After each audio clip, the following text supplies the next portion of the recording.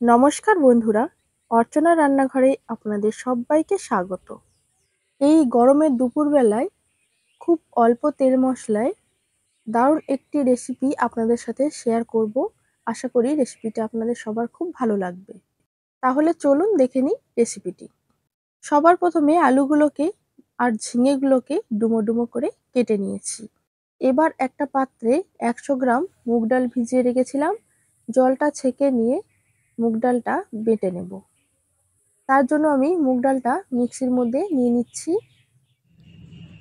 মুগ ডালটা মিক্সির মধ্যে নিয়ে নিয়েছি। এবার এর মধ্যে দিয়ে দিচ্ছি 1 ইঞ্চি মতো আদা, ঝালের জন্য দিয়ে দিচ্ছি 2টো কাঁচা লঙ্কা, আর দিয়ে দিচ্ছি সামান্য নুন আর সামান্য হলুদ গুঁড়ো। এবার ডালটা বেটে নিয়ে রেখে দেব।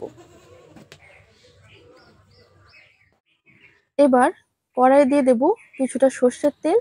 তেলটা খুব ভালো করে গরম করে নিয়ে ডালের বড়াগুলো ভেজে নেব।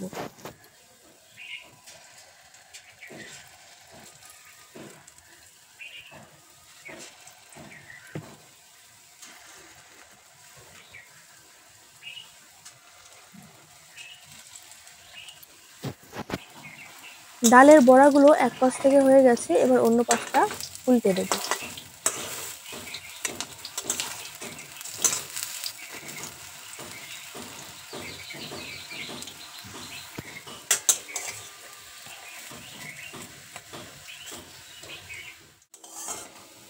বড়াগুলো দুপাশটায় লাল করে ভেজে নিয়েছি। এখন বড়াগুলোকে তুলে নিচ্ছি।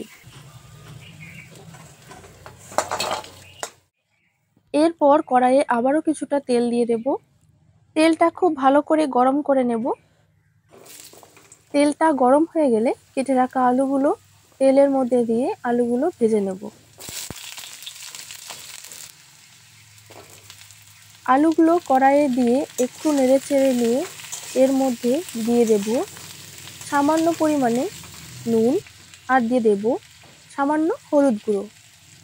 এইভাবে নুন হলুদ দিয়ে আলু ভাজলে আলুগুলো খুব তাড়াতাড়ি নরম হয়ে গিয়ে ভালোভাবে ভাজা হয়ে যায়।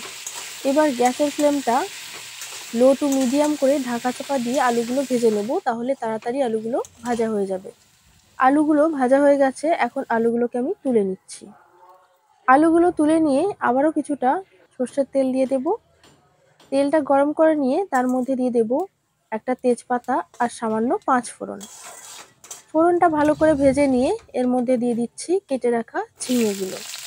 এবার ঝিঙেগুলোকে খুব ভালো করে ভেজে নেব।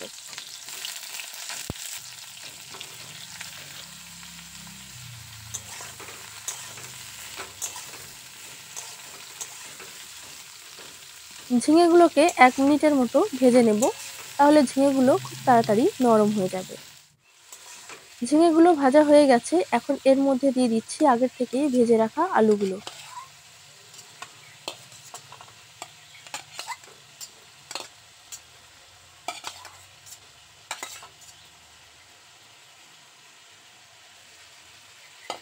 এরপর দিয়ে দিচ্ছি একটা ছোট টমেটো কুচি। এরপর দিয়ে দিচ্ছি বেটে রাখা মশলা। আমি এখানে আদা, জিরে আর লঙ্কা বেটে রেখেছিলাম, সেটাই দিয়ে দিলাম। এরপর এর মধ্যে দিয়ে দিচ্ছি স্বাদ অনুযায়ী নুন আর সামান্য হলুদ গুঁড়ো। যেহেতু আমি আলু ভাজার সময় আলুতে নুন হলুদ দিয়েছিলাম, তাই জন্য এখানে অল্প করে নুন হলুদ দিলাম। এবার আবারও খুব ভালো করে সবকিছু একসাথে ভেজে নেব। যেহেতু আমি এখানে বাটা মশলা ব্যবহার করেছি, তাই জন্য মশলাটা একটু সময় নিয়ে ভেজে নিতে হবে।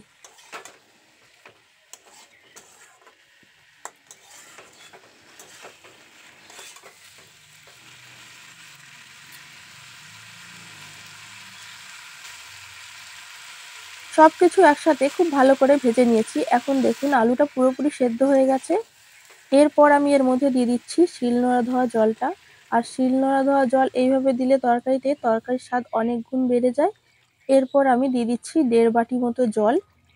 আপনারা যেরকম ঝোল রাখবেন সেই অনুযায়ী জল দেবেন।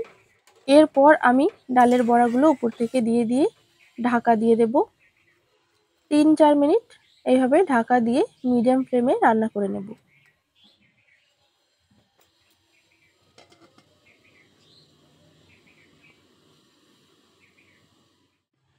ফিরে এলাম 3 মিনিট পর। দেখুন রান্নাটা একদম হয়ে গেছে। এখন এটাকে নামিয়ে নেব। আমার আজকের রেসিপিটা যদি আপনাদের ভালো লাগে তাহলে লাইক শেয়ার করে দেবেন এবং কমেন্ট করে জানাবেন রেসিপিটা আপনাদের কেমন লেগেছে। চ্যানেলে নতুন বন্ধু হয়ে থাকলে চ্যানেলটি সাবস্ক্রাইব করে নিয়ে পাশে থাকার অনুরোধ রইল। দেখা হবে পরের কোনো ভিডিওতে। ভালো থাকবেন, সুস্থ থাকবেন।